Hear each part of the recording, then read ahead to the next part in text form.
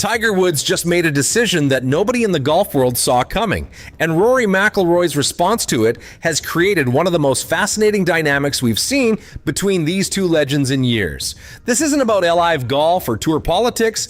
This is about something more personal, more revealing about who these players are and how their relationship has evolved. What did Tiger actually decide that caught everyone off guard? Why did Rory's reaction expose something profound about pressure and legacy?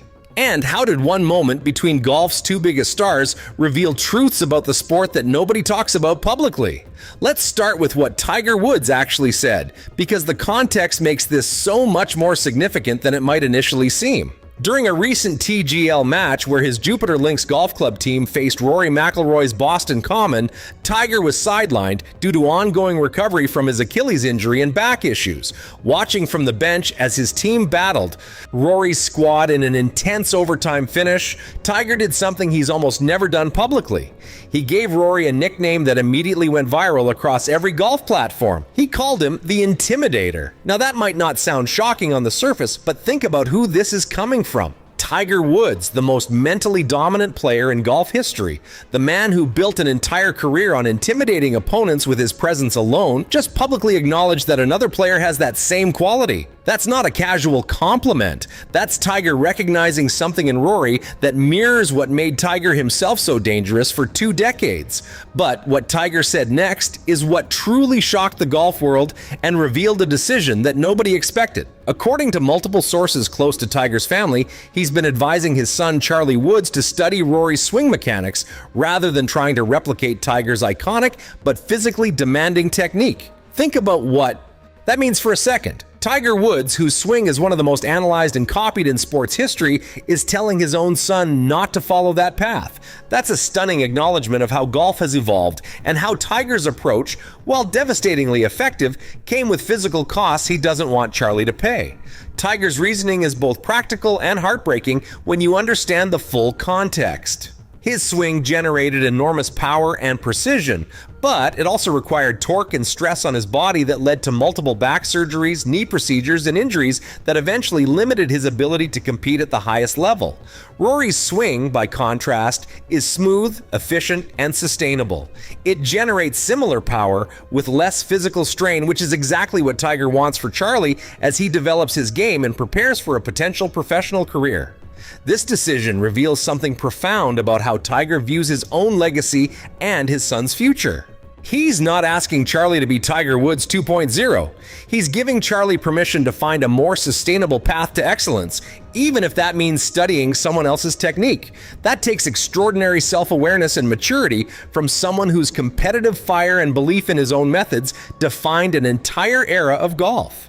Now here's where Rory McIlroy's response becomes fascinating and shows a side of him that most fans don't see. When Rory was told about Tiger's comments and the advice Tiger has been giving Charlie, his reaction wasn't triumphant or boastful. Instead, Rory did something that reveals just how much pressure and expectation he carries even after completing the career Grand Slam and achieving everything the sport offers. Rory deflected the praise and immediately shifted focus to the responsibility he feels, knowing that young players, including Charlie Woods, might be looking to him as a technical model. In interviews following the TGL match where his team defeated Tiger's squad in overtime, Rory talked about how uncomfortable he is with the idea of being held up as the perfect example of anything, because he knows his own game still has flaws and inconsistencies he's constantly working to fix. That response shows something important about Rory's mindset. Despite winning 4 major championships, despite completing the career Grand Slam at Augusta in 2025, despite being one of the most successful players of his generation, Rory still doesn't see himself the way Tiger sees him. Tiger looks at Rory and sees the Intimidator, a player whose presence and ability can shake opponents. Rory looks at himself and sees someone still trying to live up to expectations and perfect a craft that might never feel fully mastered. The dynamic between these two players during the recent TGL match illustrated this perfectly. Tiger's Jupiter Lynx team was down significantly through most of the match, with win probability dropping to just over 2% at one point. But Tiger's teammates, including Tom Kim and Max Homa, staged a dramatic comeback that forced overtime. Throughout the entire match, cameras kept cutting to Tiger on the bench, and his expressions told a story of intense competitive frustration mixed with pride in how his team was battling. When Rory's team ultimately won in overtime, securing a 7-6 victory through clutch performances under pressure, the handshake between Tiger and Rory afterward lasted longer than typical post-match pleasantries. Multiple observers noted that Tiger said something to Rory that made him laugh and shake his head, a moment of genuine connection between two competitors who've spent years respecting each other's games while competing for the same legacy. What makes this entire situation so compelling is how it reveals the evolution of their relationship. When Rory first emerged as a superstar in the early 2000s, he was positioned as Tiger's heir apparent, the next player who could dominate golf the way Tiger had. That created pressure and comparison that Rory struggled with for years, especially as major championship victories became harder to secure and the weight of expectations grew heavier.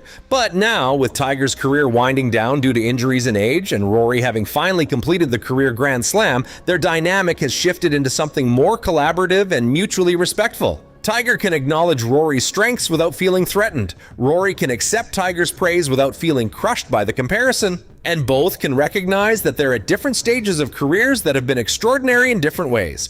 Tiger's decision to point Charlie toward Rory's swing mechanics rather than his own represents more than just technical advice. It's Tiger acknowledging that the next generation of players needs to learn from what worked about his era while avoiding the physical costs that came with it. And it's Tiger showing trust in Rory to be a worthy model for his son, which is about the highest compliment one competitor can give another. In Tiger's world, where competition has always been intensely personal and trust is earned through consistent excellence, telling Charlie to study Rory's game is an endorsement that carries enormous weight. Rory's response, choosing humility over celebration when told about Tiger's comments, shows that he understands the weight of being held up as an example. He knows that Charlie Woods faces impossible expectations as Tiger's son, and Rory doesn't want to add to that burden by positioning himself as some perfect standard that Charlie needs to meet. Instead, Rory's consistent message has been that every player needs to find their own path and their own relationship with the game. He's lived through the pressure of being compared to Tiger, and he wouldn't wish that exact experience on anyone, especially not Tiger's own son. The TGL match that brought all of this into focus was itself a perfect illustration of how both players approach competition. Tiger's team fought back from seemingly impossible odds, showing the never-quit mentality that defined his entire career. Even sitting on the bench, unable to play, Tiger's competitive presence was felt throughout the arena. His teammates fed off his energy and his belief that comebacks are always possible until the final shot is played. Rory's team held their composure under pressure and executed in overtime when everything was on the line, demonstrating the mental toughness that Tiger recognizes in calling him the intimidator. Keegan Bradley and Wyndham Clark, Rory's teammates on Boston Common, played with confidence and precision when it mattered most. But it was Rory's leadership and clutch performance in the decisive moments that secured victory and validated everything Tiger has been saying about his ability to perform when stakes are highest. What we're witnessing is a passing of something important in professional golf. Not necessarily the torch of dominance, because Rory and Tiger's primes didn't overlap in ways that created direct head-to-head battles for supremacy, but rather a passing of respect, acknowledgement, and recognition that excellence comes in different forms, and that the next generation, including Charlie Woods, gets to learn from both of their examples. Charlie Woods, now 17 years old and committed to Florida State University, stands at a fascinating crossroads. He has the genetic gifts and early training from the greatest player ever. He has his father's advice to study modern techniques that prioritize longevity and sustainability. And he has the opportunity to forge his own identity rather than being crushed under the weight of impossible comparisons. Whether Charlie becomes a professional star or chooses a different path entirely, he's being given tools and wisdom that most young players never receive. Tiger Woods made a shocking decision by pointing his son toward Rory's swing, rather than his own. Rory McIlroy responded with humility that shows he understands the responsibility that comes with being viewed as a model. And together, these two moments reveal something beautiful about how the greatest players relate to each other when competition gives way to mutual respect and the shared goal of advancing the sport they both love.